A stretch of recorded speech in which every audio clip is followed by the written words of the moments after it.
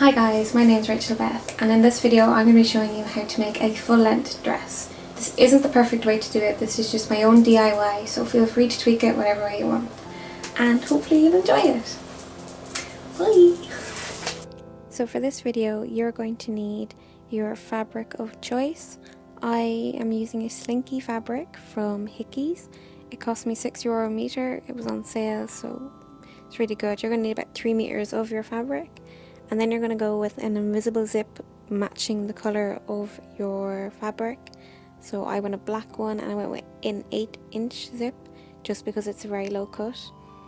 You're also going to need fusible interfacing. So this is a lightweight one. So it's going to be used for our invisible waistband, which we'll talk about later in the video. And then you're going to need your basics like your needles, measuring tape, scissors and thread. So now you're going to take your measurements. So you're going to need to measure your waist or where you want the waistband to be. So mine measures about 30 inches and you're going to multiply this by 2.5. Then you're also going to want to measure the width of your waistband. So I went with 4 inches. And then you're going to want to measure where your strap is going to start from the front right over to the back. So that's 30 inches for me again. And that length is going to stay the same. And then you're going to measure the width of the waistband or the shoulder strap at the shoulder. So that's going to be 4 inches at the top, and you're going to multiply that by 2.5 again. And then at the bottom it's going to be 8 inches, so you're going to multiply that again by 2.5.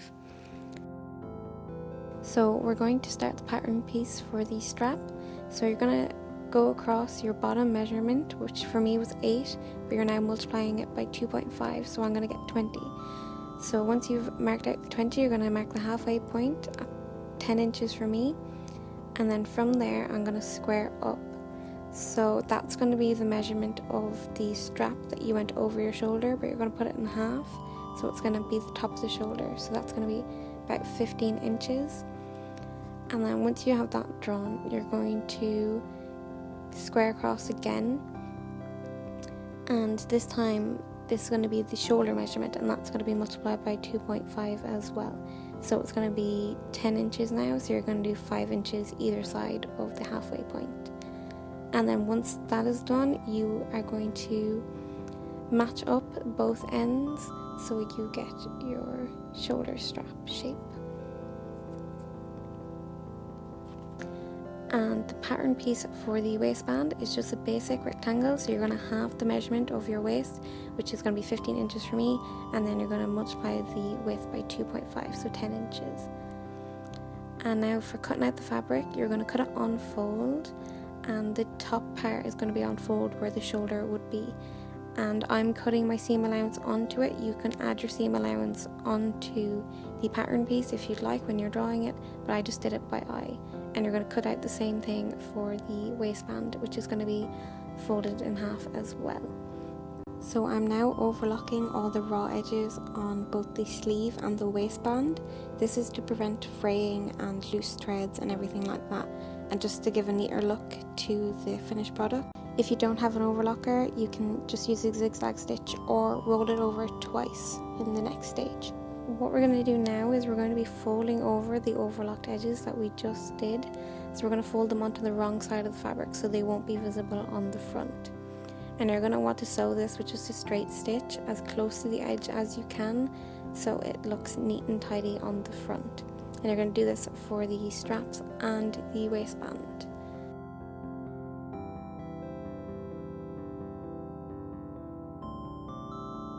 So next we're going to do the gathering. So for a gathering stitch, you want to start about half a centimetre away from the edge and stop half a centimetre away from the edge. You're going to want to do 2 lines. I just did one because it was only a small portion, but it was also very slippy fabric, so it gathered really nicely. And you're going to do this 4 times on the waistband, so on either end and the side seams, and you're going to do it on the shoulder strap as well, where the fabric was put on fold.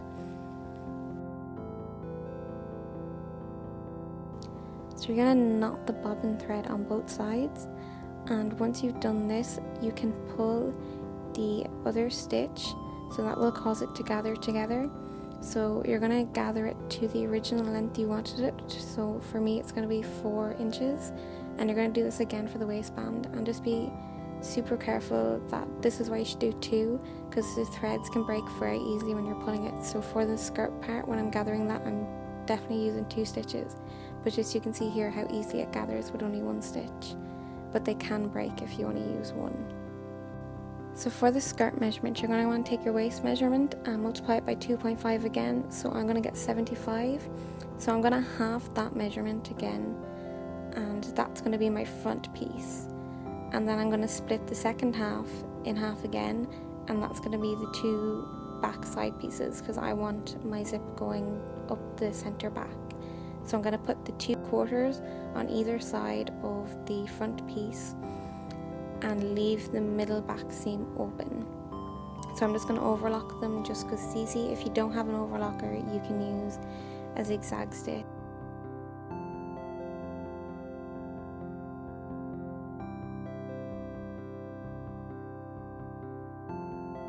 So now I'm going back to the invisible waistband that we talked about earlier. I discovered that if I attach the skirt straight onto it, it was just going to pull the gathering, so it was going to look really horrible.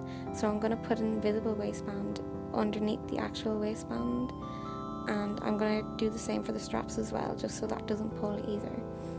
So I've put the fusible interfacing on the invisible waistband just so it doesn't pull and scratch, but I'm not going to do that for the straps because I don't want the straps to be stiff and bulk out underneath the gathering of the straps over it, so they're just going to be left normal.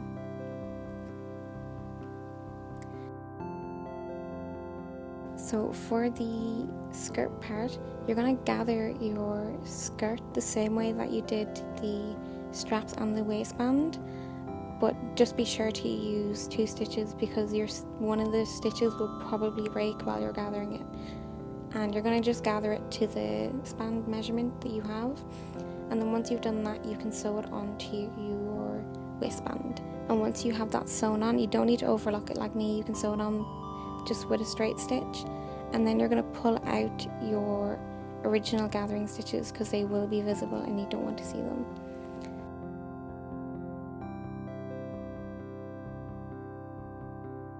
For the strap, I'm going to attach on the hidden strap onto the actual strap, and to do this I've placed them both face down on top of each other and sewn straight across where the gathering stitch is, and you can now pull out the original gathering stitch because you won't need it anymore.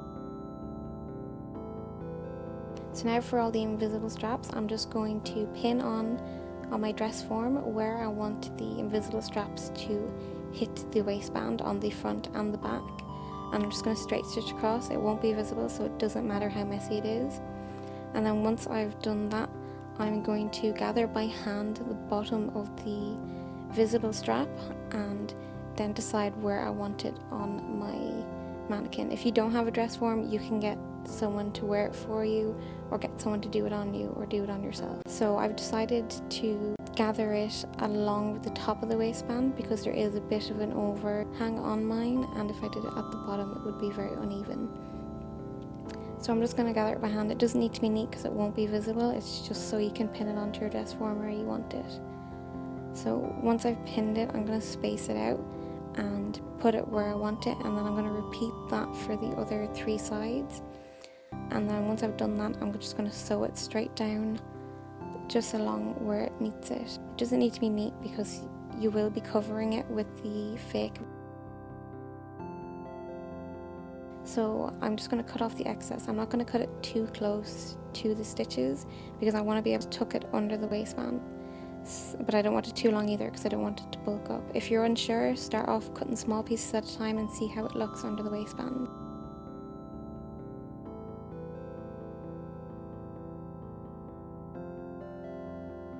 Once I've done that, I'm going to pin on the waistband where I want it to go. So I've just pinned it on my dress form again, and I've decided I'm going to stitch it by hand, and I've tucked under the raw edges under the waistband so they're not visible. So I'm going to sew it by hand, and where there isn't fabric to sew onto, I'm going to get the top of the overlock stitch off of the invisible waistband and use that to stitch onto. and I'm going to stitch into the back of the fabric so the stitch isn't visible. So I'm going to do a close-up now so you can see what way I stitch it. So you're going to mark where the zip ends on the skirt, and you're going to sew downwards from there. You're going to leave about a ½ centimetre to a centimetre seam allowance, and you're just going to sew with a straight stitch the whole way down. You can either hem the dress at this point or hem it after you put the invisible zip in. I'm going to leave a link in the description below on a good video on how to put in an invisible zip. It's very hard to capture it with the black on black, so I'm going to link a clear video. And once you have it hemmed and the zips in, your dress is finished.